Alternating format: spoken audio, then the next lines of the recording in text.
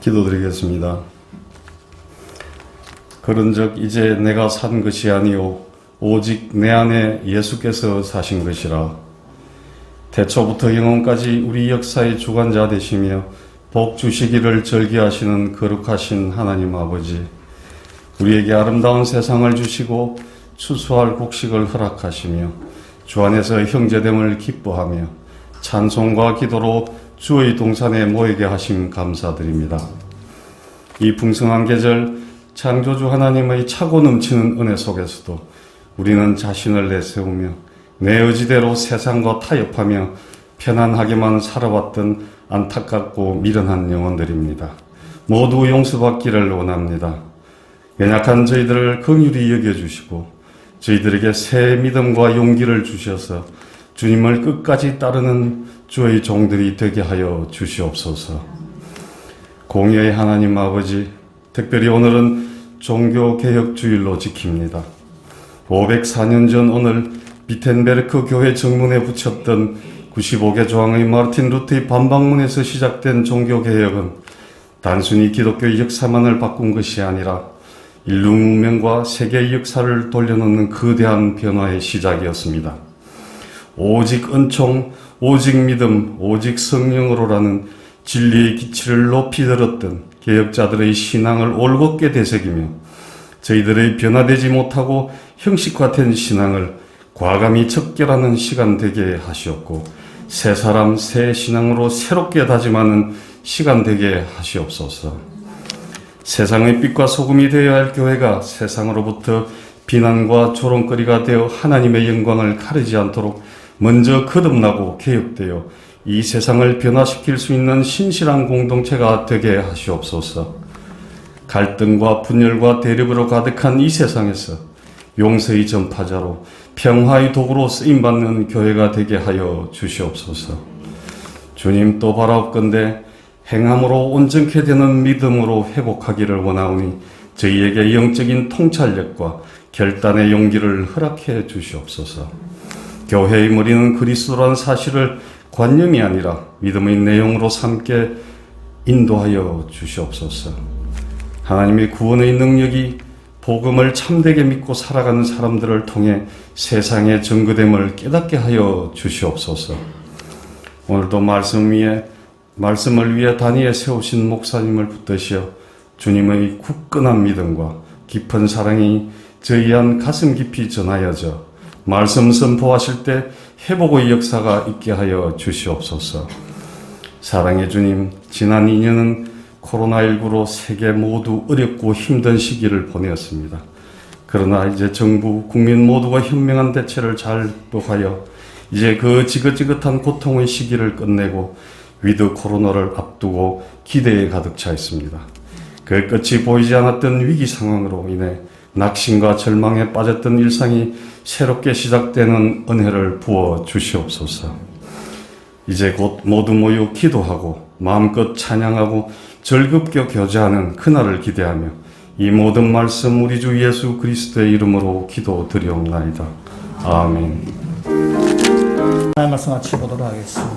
하나님의 말씀은 요한복음 20장 11절 12절에 있는 말씀입니다.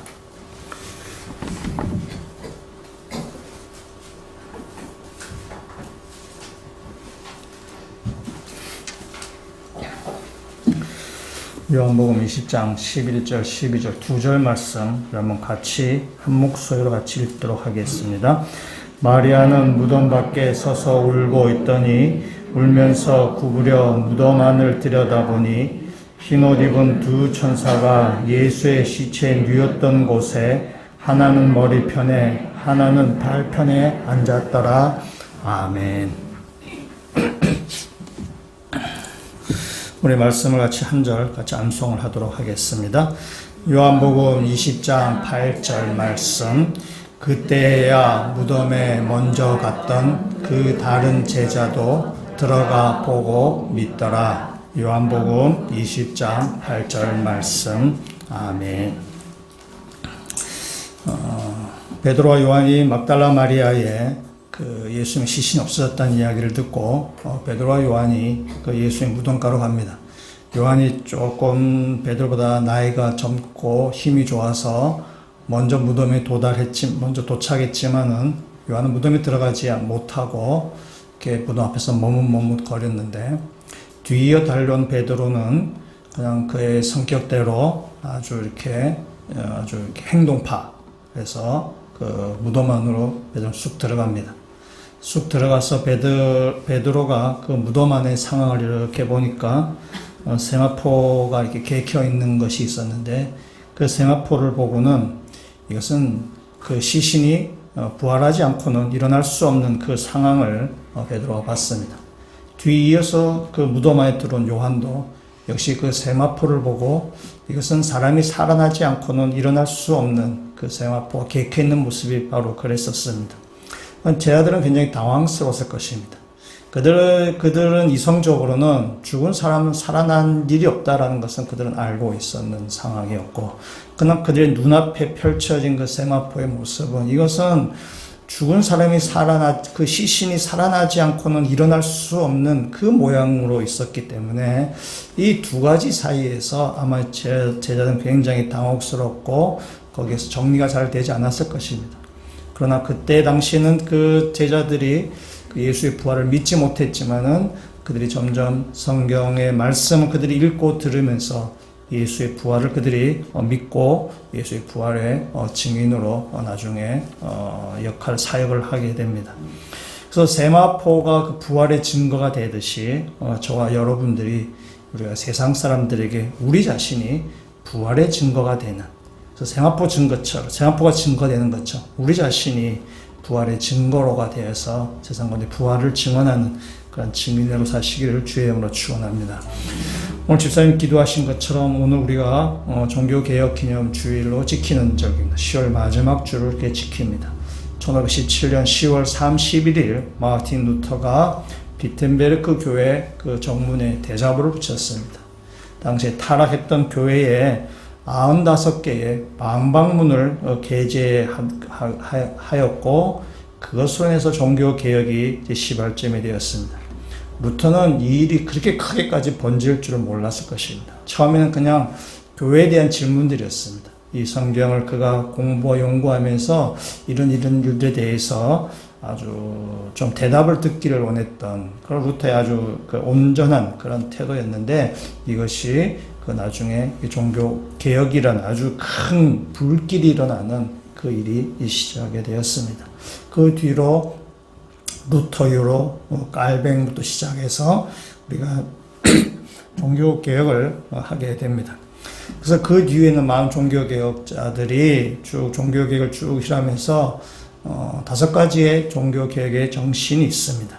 그래서 우리가 5가지 정도를 잘 알고 계시면 좋을 것 같습니다. 한번 따라하면 좋겠습니다.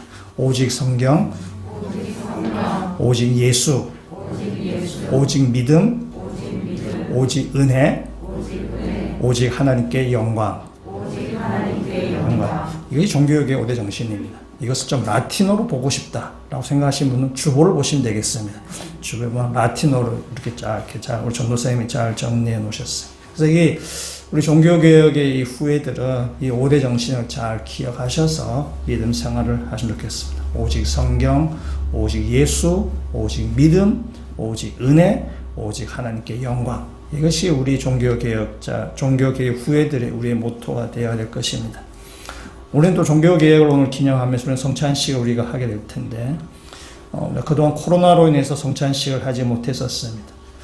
우리들의 기억에 2020년 송구영신 예배 때 성찬식을 하고 오늘 합니다. 그러니까 거의 2년 만에 지금 성찬식을 하게 되는데 이 성찬식을 하면서 우리가 주님의 살과 피를 먹고 마시는 이 성찬식이 좀 남다를 것이라고 생각을 합니다.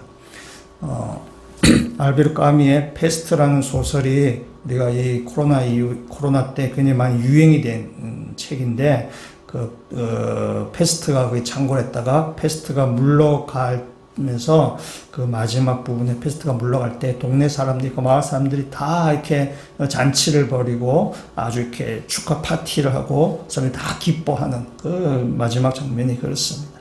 우리 성찬식이 어제 우리가 아마 뭐 정부에서 뭐 위드 코로나로 뭐 간다고 이제 하고, 코로나가 아무래도 이제는 좀 많이 우리가 다 이렇게 극복해가는 과정 가운데 이 성찬식이 우리 왜 주님의 살과 피를 먹으면서 우리가 그리스도인으로서 살아갈 것을 우리가 다시 한번 다짐하는 기계도 될 뿐만이 아니라 우리가 이 코로나를 다시 극복해가는, 그래서 우리 신앙생활이 다시 위축했던 우리 신앙생활, 또 사회생활, 우리 경제생활, 모든 생활에 있어서 다시 회복되는 것을 축하하고 감사하는 그런 성찬예식이 되었으면 좋겠다라는 생각을 하게 됩니다.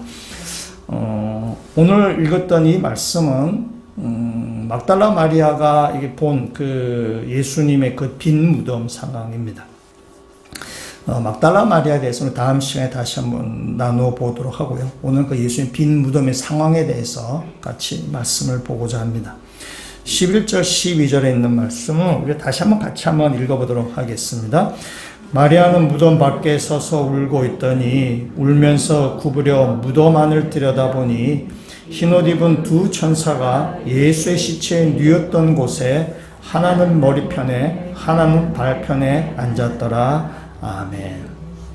이 베드로와 요한은 무덤 안에 들어가서 그 상황을 다 봤지만은 이 마리아는 무덤 안에 들어가지 못했습니다. 아마 좀 두렵기도 하고 뭐 겁이 나고도 그랬을 것 같기도 합니다. 그래서 무덤 안에 들어가지 못하고 무덤 바깥에서 막 이렇게 울고 있었습니다. 근데 뭐 또 여자분들이 그런 것 같아요. 울다가 이렇게 쳐다보고 뭐 그런 것 같아요. 그래서 마리아 계속 울 수는 없는 거니까 울다가 또 무덤 안도 궁금하기도 하고 뭐 어떤 상황이 발생했나 싶어서 이렇게 무덤 안을 이렇게 또 쳐다보다가 울다가 아마 그랬을 것 같습니다. 무덤 안을 이렇게 보니까 흰옷 입은 두 천사가 그 무덤 안에 있는 것입니다. 하나는 머리편에 있고 하나는 그 예수님 누웠던 곳에 머리편에 있고 하나는 발편에 이렇게 앉아 있습니다. 이 요한이 이제 그 예수의 무덤 상 그렇게 지금 묘사하고 있는데 이 요한이 한 묘사와 이 공관복음서에 있는 복음서가 한 요 상황의 묘사가 좀 다릅니다. 마가복음을 한번 보시면요. 마가복음 16장 5절에 이렇게 되어 있습니다. 무덤에 들어가서 흰 옷을 입은 한 청년이 우편에 앉은 것을 보고 놀라매라고 되어 있어요. 그래서 여기는 흰옷 입은 한 청년처럼 보이는 사람, 아마 그런 뜻입니다. 그래서 이 마태복음 제가 안 읽었지만은 마태복음과 마가복음은 지금 예수님이 그 빈 무덤에 천사가 한 명 있는 것으로 지금 묘사합니다. 아마 그 천사가 그 마리아가 막 몇 가지 이야기를 나누는데 그 중에 한 천사가 얘기를 하는 그 부분에 지금 마태와 마가는 초점을 맞추어서 한 천사가 있다라고 묘사를 합니다. 누가복음 말씀 또 조금 다릅니다. 누가복음 24장 4절 말씀은 이렇게 되어 있습니다. 이로 인하여 근심할 때 무득 찬란한 옷을 입은 두 사람이 곁에 섰는지라. 누가복음 천사를 두 명으로 지금 묘사하고 있습니다. 두 명 묘사하고 있는데 요한복음하고는 좀 다르게 묘사되어 있죠. 요한복음은 머리 쪽에 발끝에 있다는데 여기는 그냥 두 사람이 곁에 섰다라고 이렇게 되어 있어요. 그래서 이 누가복음은 천사 두 명을 이야기하고 있지만 요한하고는 좀 다르게 되어 있습니다. 요한이 그 예수의 빈 무덤의 그 상황을 두 천사를 묘사하면서 다른 복음서에 비해서 조금 더 자세하게 지금 묘사합니다. 이게 무슨 말이냐? 요한이 의도를 가지고 있다는 뜻입니다. 의도를 가지고 이렇게 묘사했다는 것입니다. 그래서 지금 요한복음 쭉 설교를 하면서 요한복음에 나오는 그 묘사, 그 요한의 표현, 그것이 다른 복음서에서 묘사하는 부분과 좀 다른 부분을 제가 이렇게 계속 말씀해 드리고 있는데 재밌지 않으시던가요? 재미가 재미를 좀 가져보세요. 재미있습니다. 그런 거 성경이 참 기가 막히다 생각해요. 요한이 참 기가 막히게 묘사를 하는구나. 성경이 정말 기가 막히게 이러면서 우리는 그동안 그냥 이렇게 볼로 넘어갔어.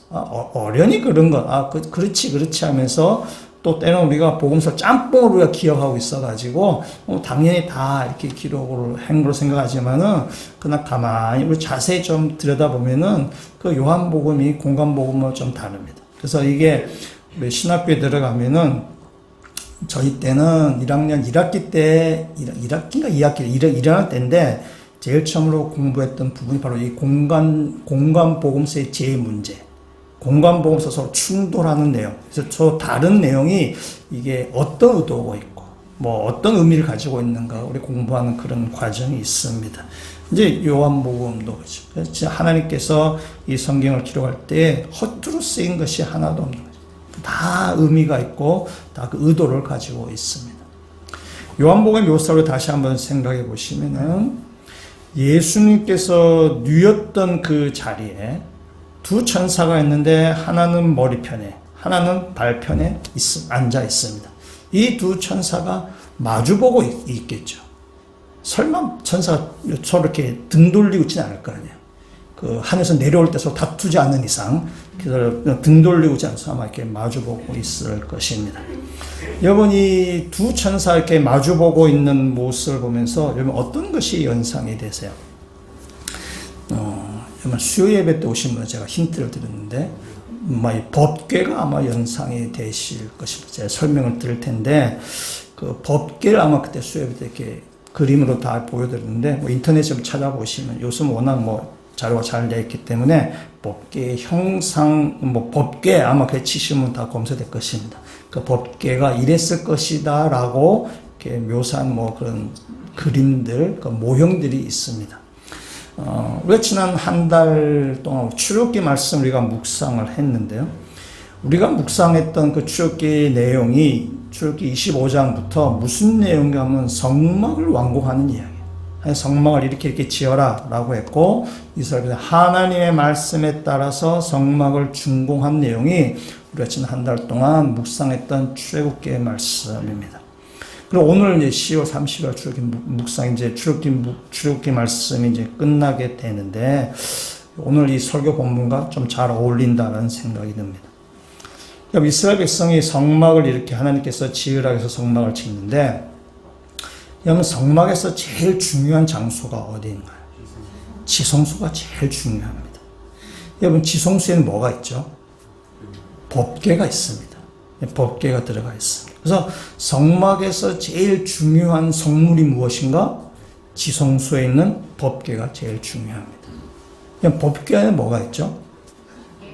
예, 십계명 돌판과 아론의 쌍난 지팡이와 만나 이 세 가지가 있습니다. 우리는 자칫 생각하면은 법궤 안에 있는 물건이 굉장히 중요할 거라고 생각합니다. 물론 중요하죠. 다 의미를 가지고 있습니다. 만나나 다음에 아론의 쌍난 지팡이나 십계명 돌판 다 의미를 가지고 있지만은 그러나 법궤에서 중요한 부분 어딘가 하면은 법궤 안에 내용물이 아니라 의미는 다 있습니다. 법궤 내용이 의미가 있지만은 더 중요한 것은 법궤를 덮고 있는 그 덮개입니다. 그것이 중요한 것입니다. 그것을 성경은 뭐라 하냐? 속죄소라고 얘기하고 있어요. 그래서 속죄하는 자리, 속죄소가 굉장히 중요한 것입니다. 그래서 성막에 있어서 제일 중요한 물건이 뭐냐? 지성소에 있는 법궤를 덮고 있는 속죄소가 성막에서 제일 중요한 것입니다. 덮개라고 표현하지만 법궤 헷갈린다. 법궤 위에 있는 그 어떤 판, 그것을 속죄소인데 그것이 제일 중요한 것입니다. 이 속죄소가 어떻게 생겼는가? 우리 출애굽기 말씀 가운데 나왔는데 출애굽기 37장 앞에 한번 우리가 보시면은 37장 6절에서부터 9절까지 있는 말씀에 속죄소를 이렇게 만들어라 라는 말이 나옵니다. 제가 한번 읽어보도록 하겠습니다. 순금으로 속죄소를 만들었으니 길이가 2규빗 반, 너비가 1규빗 반이며 그러니까 길이가 이건 미터법으로 하면은 가로가 1.25m, 세로가 70cm 되는 별로 크지 않죠. 1.25m 밖에 안 되니까 굉장히 이렇게 좀 아담한 사이즈입니다. 근데 그것을 금으로 만들죠. 금으로 그룹 둘을 속죄소 양쪽에 쳐서 만들었으되 그룹은 그냥 천사라 생각하시면 됩니다. 그래서 그 한 그룹은 이쪽 편에 한 그룹은 저쪽 끝에 곧 속죄소와 한 덩이로 그 양쪽에 만들었으니 그룹들이 그 날개를 높이 펴서 그 날개로 속죄소를 덮었으며 그 얼굴은 서로 대하여 속죄소를 향하였더라. 그러니까 속죄소가 있어요. 법궤 위에 속죄소가 있어요. 속죄판 있습니다. 거기에 두 그룹, 두 천사를 만드는데 두 천사가 서로 마주보면서 날개를 펴고 날개가 그 속죄소를 이렇게 덮는 모양으로 이렇게 만들어라라는 것입니다. 그래서 이 속죄소, 거기 그 법궤 위에 있는 판을 속죄소라고 하는데, 다른 말로는 여기 출애굽기 말씀해 보시면은 그 성경 각주가 있습니다. 각주에 속죄소의 각주는 시은소라고 되어 있어요. 시은좌 이렇게 되어 있어요. 영어로 이야기하면은 mercy seat, 하나님의 은혜가 머무는 자리. 시은조, 시은소, 시은좌, 하나님의 은혜가 있는 자리한 것입니다. 그래서 하나님의 임재가 있다는 뜻입니다. 성막이 있는데 성막 안에 지성소 안에 법궤가 있고 법궤 위에 속죄판, 시은소가 있는데 거기에 하나님이 임재하신다는 것입니다. 그래서 성막은 하나님 임재의 상징인 것이죠. 이 성막이 있음을 통해서 하나님께서 이스라엘 공동체 가운데 내가 너희와 함께 있다는 뜻이에요. 하나님이 그 법궤 위에 속죄소에 시은소, 시은좌, 멀시, 시트 위에 하나님 있다라는 거예요. 그래서 이 속죄소가 굉장히 이 성서 제일 중요한 자리입니다. 오늘 예수님의 빈 무덤에 이렇게 요한은 이렇게 해야죠. 예수님이 누였던 곳에 두 천사가 하나는 머리 끝에 하나는 발 끝에 있더라. 이 두 천사가 서로 마주보고 있었을 것입니다. 무슨 것을 연상되느냐? 법궤 위에 있는 이 두 그룹이 서로 마주보고는 이 속죄소의 그림이 지금 연상되는 것입니다. 즉 예수님이 누이셨던 그 자리가 바로 속죄소가 된다는 뜻입니다. 예수님의 죽음이 바로 우리의 죽음을 속죄한 뜻이 되는 거예요. 예수님의 죽음이 바로 하나님의 은혜로 인해서 우리의 죄가 사함 받았다는 그런 의미가 된다는 것입니다. 하나님의 은혜가 임하는 것입니다. 예수님의 죽음으로 인해서 우리의 죄가 속죄함 받고 하나님의 은혜가 우리 가운데 임해서 하나님과 우리 사이가 다시 화목하게 되었다라는 그 의미가 되는 것이죠. 예수님의 죽음의 의미가 그렇게 되는 것입니다. 말씀은 하나만 더 보시면요. 우리 로마서 3장 25절에 있는 말씀, 우리 중요한 구절이기 때문에 한번 찾아보셔도 되고 앞에 스크린을 한번 보셔도 될 것 같습니다. 로마서 3장 25절 말씀을 같이 한번 읽어보도록 하겠습니다. 이 예수를 하나님이 그의 피로써 믿음으로 말미암는 화목제물로 세우셨으니 이는 하나님께서 길이 참으시는 중에 전에 지은 죄를 간과하심으로 자기의 의로우심을 나타내려 하심이니 아멘. 여기 말씀을 잘 보시면은 이 예수를 하나님이 그의 피로써 믿음으로 말미암는 화목제물로 세우셨으니, 이 화목제물한 이 단어가 속죄소와 같은 단어입니다. 그러니까 하나님께서 예수 그리스도를 속죄소로 삼으셨다는 뜻이에요. 그래서 이 화목제물이라는 단어 대신에 속죄제물이라고 그렇게 번역할 수도 있습니다.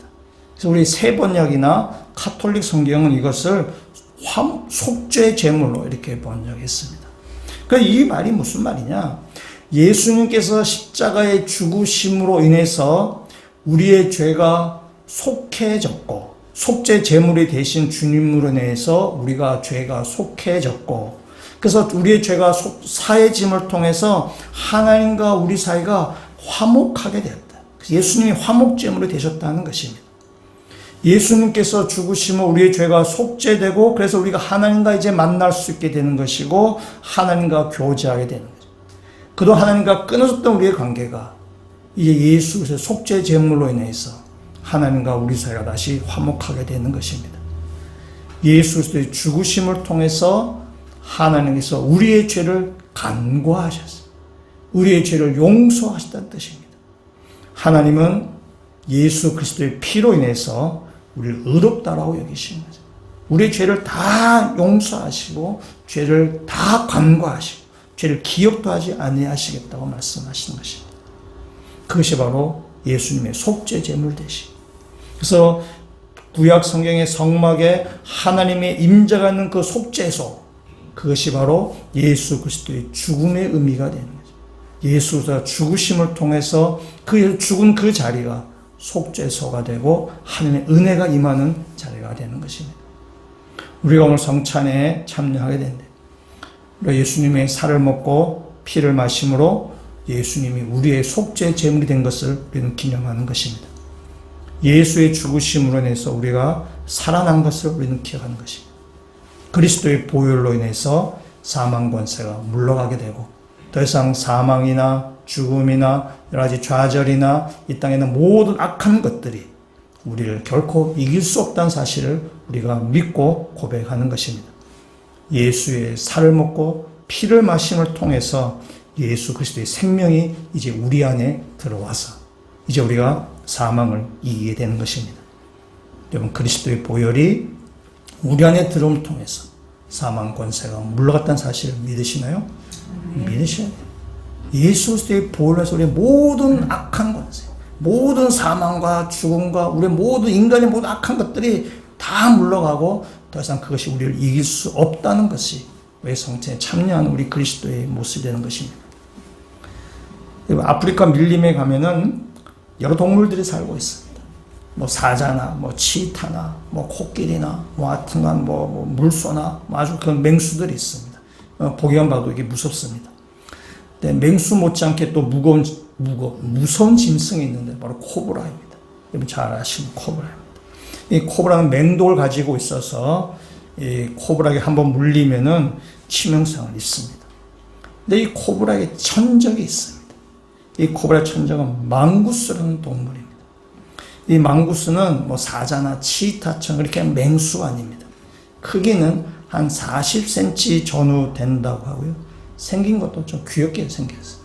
여러분 잘 아는 미어캣 이런 애 있잖아요. 이런 애. 예, 이 미어캣도 이 망구스과에 이제 속하는 것입니다. 그러니까 망구스는 굉장히 좀 귀여운 동물이라고 볼 수 있어요.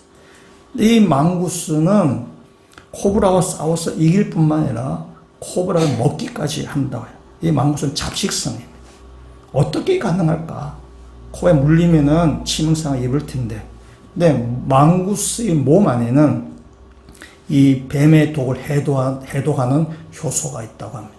그래서 코브라가 아무리 문다 치더라도 그 독이 몸 안에 들어온다 치더라도 그 독을 다 이겨내기 때문에 코브라의 천적이 되는 것입니다. 마찬가지로 우리 안에는 예수 그리스도의 보혈이 흐르고 있어요. 예수 그리스도의 보혈이 흐름을 통해서 우리 안에 있는 모든 악한 것들, 모든 죄, 모든 사망을 다 이겨낼 수 있다는 것입니다. 어떤 독사의 독이 들어와도 어떤 독이 우리 안에 들어온다 치더라도 우리는 그 사망을 생명으로 바꿀 수 있는 그리스도의 보혈이 우리 안에 있습니다. 사망과 절망과 그 모든 권세를 이겨내신 예수 그리스도의 능력이 우리 안에 들어와 있다는 사실. 그래서 우리가 그것을 기념하면서 예수님의 살과 피를 우리가 먹고 마시는 것입니다. 그래서 이제는 예수의 살과 피를 먹고 마심을 통해서 이제 내가 사는 것이 아니라 내 안에 그리스도가 사는 것입니다.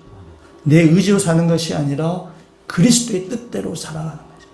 그래서 성체에 참여하면서 단지 먹고 마시는 것이 아니라 이것을 예수님의 성에 참여함을 통해서 이제 내가 사는 것이 아니라 내 안에 그리스도가 살겠다고 고백하시는 그 믿음의 성도들이 되시기를 주의 이름으로 축원합니다. 오늘 예수님께서 묻히신 이 무덤은 아리마대 요셉이 제공한 무덤입니다. 예수님은 갈릴리 출신입니다. 가나안 출신이기 때문에 가난하기 때문에 그 예수님을 위한 변변한 무덤 하나 아마 준비되지 않았을 것입니다. 또한 예수님 지금 십자가에 에서 죽임을 당하는 정치범, 흉악범입니다.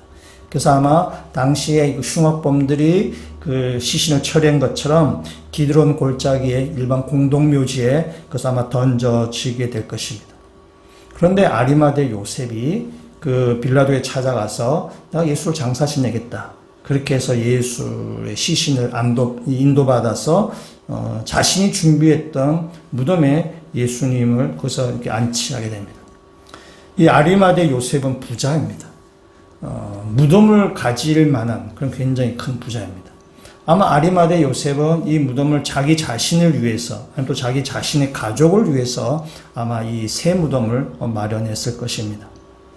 아리마대 요셉은 자기 자신을 위해서 준비했던 그 무덤을 지금 예수 그리스도에게 지금 제공하는 것입니다.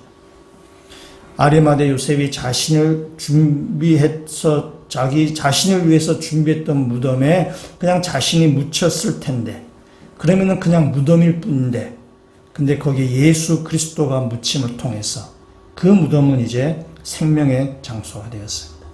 그건 이제 부활의 장소가 된 것입니다. 우리네 인생은 무덤과 같습니다. 우리네 인생은 다 죽은 상태입니다. 우리 안에는 사망과 절망, 또 낙심, 시기, 미움, 질투, 실패, 뭐 이런 것들이 우리 안에 가득 채워져 있어요. 그러니까 우리는 무덤과 같은 우리의 모습이에요. 우리 인생은 다 무덤 같은 죽음의 모습이에요. 그러나 예수 그리스도가 우리 안에 들어옴을 통해서 이제 우리는 그런 무덤이 아니라 이제 우리는 생명을 얻게 된 것입니다. 세상에서 아무리 돈이 많은 부자라 치더라도, 세상에서 아무리 권력을 많이 가진 사람이라 치더라도, 세상에서 아무리 인기를 많이 누린 유명 인사라 할지라도 그 안에 예수 그리스도가 없으면 그냥 무덤에 불과할 뿐입니다. 그러나 우리는 세상에서 가진 것이 없다 치더라도 우리 안에 예수 그리스도에 인해서 우리의 인생은 무덤 같은 죽음이 아니라 우리는 예수 그리스도 생명이 되는 것입니다.